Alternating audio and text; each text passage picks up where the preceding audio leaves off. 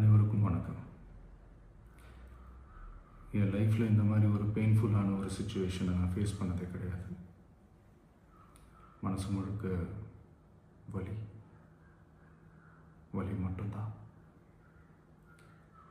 இந்த சுற்றுப்பயணத்தில் என்னென்ன மக்கள் பார்க்க வராங்க, அதுக்கு ஒரே ஒரு காரணம் தான் அவங்க என் மேலே வச்சிருக்கிற அன்பும் பாசம்.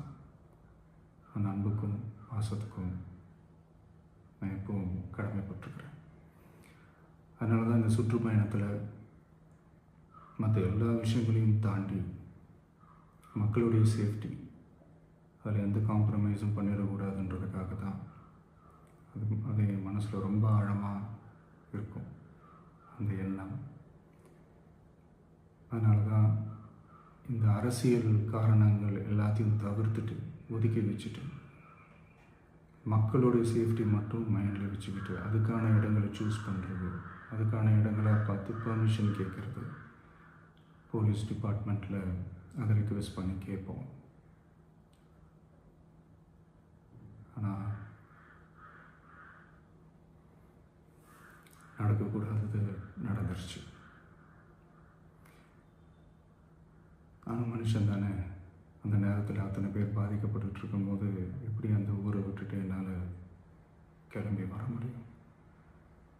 நான் திரும்ப அங்கே போகணும்னு இருந்துச்சுன்னா அதை ஒரு காரணம் காட்டி அங்கே வேறு சில பதட்டமான சுச்சுவேஷன்ஸ், வேறு சில அசம்பாவிதங்கள் அந்த மாதிரி எதுவும் நடந்துடக்கூடாதுன்றதுக்காக தான் நான் அவாய்ட் பண்ணேன். இந்த நேரத்தில் சொந்தங்களை இழந்து தவிக்கிற அத்தனை குடும்பங்களுக்கும் என்னுடைய ஆழ்ந்த இரங்கலை தெரிவிச்சுக்கிறேன். எனக்கு தெரியும், என்ன சொன்னாலும் இது ஈடேயாகாதுன்னு எனக்கு தெரியும்.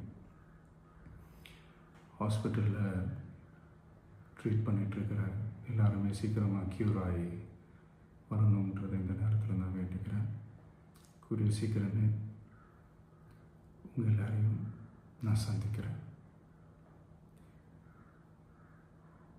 இந்த நேரத்தில் எங்களுடைய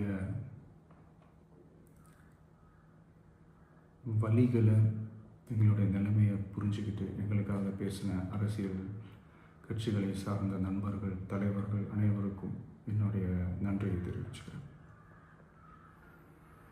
கிட்டத்தட்ட ஒரு 5 மாவட்டத்துக்கு பிரச்சாரத்துக்கு போனோம்.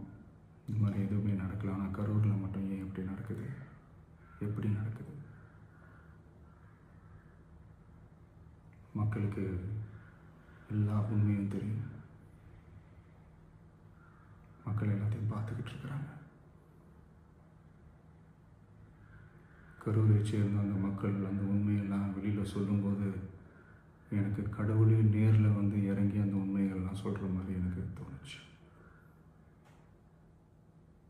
சீக்கிரமே எல்லா உண்மைகளும் வெளியில் வரும்.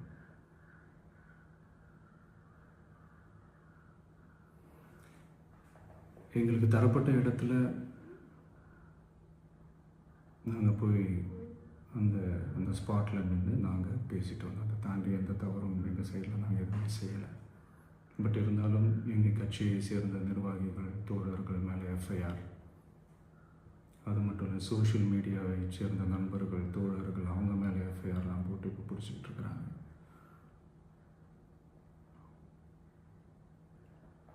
CM sir,